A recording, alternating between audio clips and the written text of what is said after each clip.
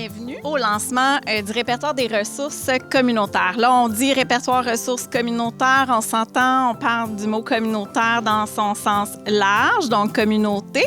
Le répertoire implique des ressources diverses là, qui sont des services qui sont offerts par nos différents partenaires. Donc, c'est vraiment les services pour la communauté des services offerts par notre communauté. Le CDC, donc c'est notre organisation qui vous accueille aujourd'hui. On regroupe maintenant 60 organismes membres, donc on est fiers. On a ajouté des petits nouveaux très récemment dans notre réseau, donc on est vraiment très fiers de ça. Un de nos rôles, un de nos mandats comme CDC, c'est de faire la promotion des ressources communautaires, du milieu communautaire dans son ensemble. Donc tout ça s'inscrit évidemment dans notre mission, dans nos mandats. Et on fait rarement les choses, en fait, sans nos partenaires. Donc, il y a aussi tout un réseau autour de nous et c'est ce qu'on va mettre en lumière, qu'on va faire rayonner à travers le projet des ressources. On a été accompagnés par ZEL, une agence de communication avec qui on travaille régulièrement et qui, elles aussi, en fait, une grande équipe de filles. Elles aussi ont travaillé très, très fort là, à nous accompagner sur ce projet-là.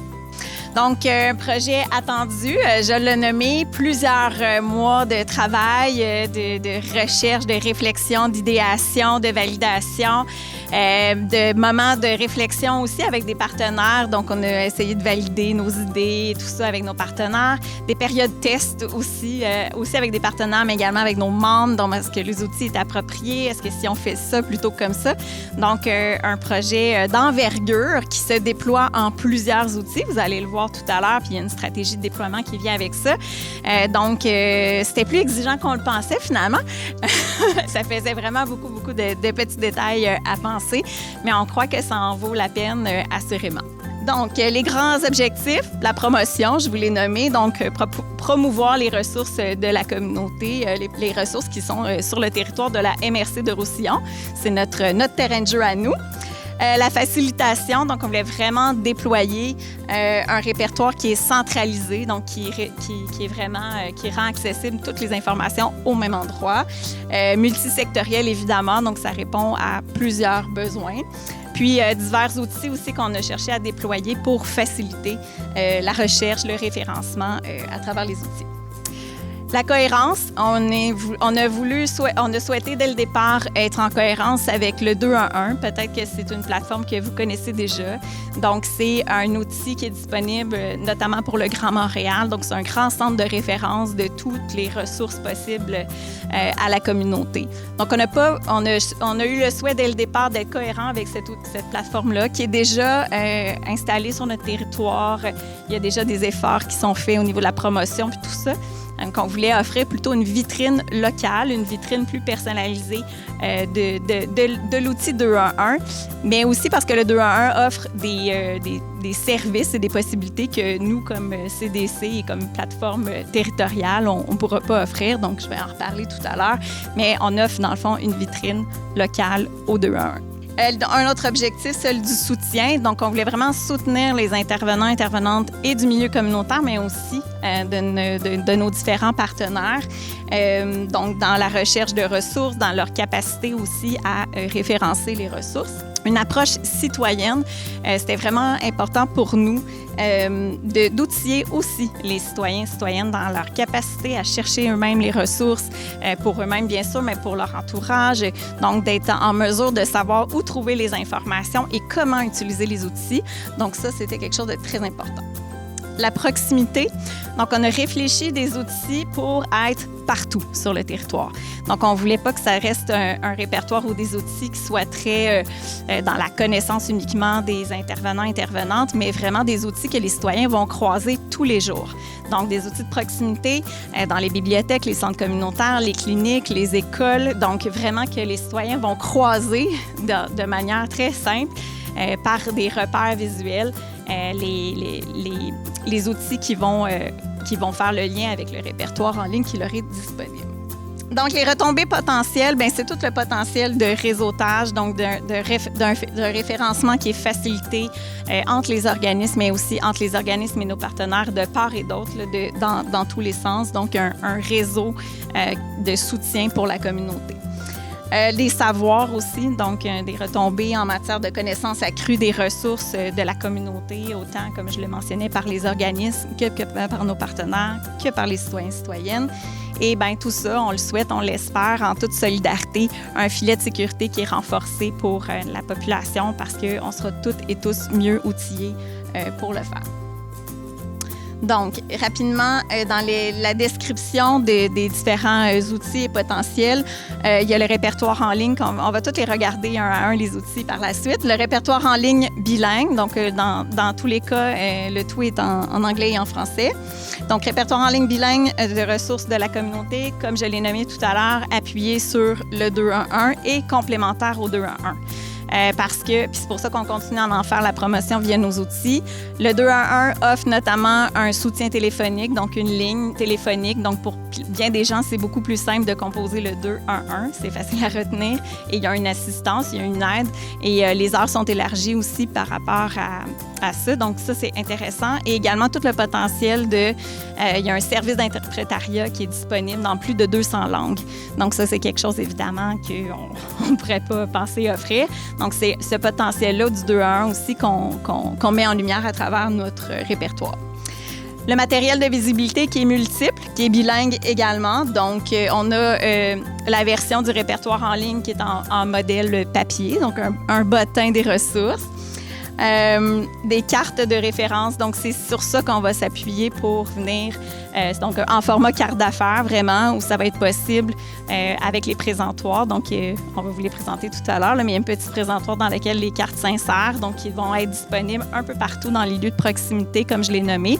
Mais ces cartes-là sont faciles aussi à transporter dans vos sacs d'intervenants, intervenantes, dans vos porte-documents, tout ça. Puis, aussitôt que vous croisez quelqu'un qui peut en avoir besoin, la carte, encore une fois, dans les deux langues, fait référence au répertoire en ligne par un code QR, mais également par un hyperlien avec toutes les informations. On s'est déployé, comme vous allez le voir. On s'est déployé aussi du matériel pour avoir un kiosque, donc en fait avoir tout un petit kit de déploiement pour aller dans les lieux de proximité, dans les événements communautaires, pour aller se déplacer, puis que rapidement on soit visible. Donc une bannière, une nappe, puis évidemment toute la documentation qui va être disponible. Des affiches que vous allez pouvoir aussi mettre sur vos babilleurs et sur vos murs un petit peu partout. Des aimants, donc faciles à installer sur les petits frigos de tout le monde pour avoir des repères faciles. Et en lien avec notre kiosque toujours, puis notre matériel en ce sens-là, on a une trousse d'animation citoyenne. Donc, on voulait vraiment déployer des outils de capacité de recherche, encore une fois.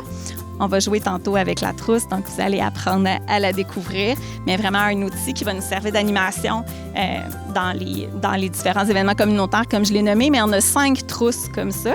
Donc, c'est aussi une invitation à vous. Vous pouvez tout à fait emprunter cette trousse et que ce soit en animation, dans des assemblées, des rencontres, des événements, même en équipe avec un conseil d'administration, tout ça, de pouvoir animer un petit jeu pour découvrir les différentes ressources puis le répertoire. Des opportunités déjà identifiées pour le rayonnement des outils. Donc, on a déjà commencé. Mes collègues étaient dans un événement santé il y a une semaine ou deux et on a déjà commencé à se promener avec ça. On a déjà des rendez-vous d'organiser avec les services de garde des écoles primaires de Tout-Roussillon. Donc, pour aller vraiment déjà présenter les outils puis former un maximum de personnes. Un ancrage dans la communauté, donc par les liens entre notre projet et la feuille de route d'Espace Roussillon. Donc, c'est en toute cohérence, puis c'est aussi pour ça qu'on parle d'un projet attendu. Donc, plus on en parle, plus on se fait dire qu'on attend ce projet-là avec impatience.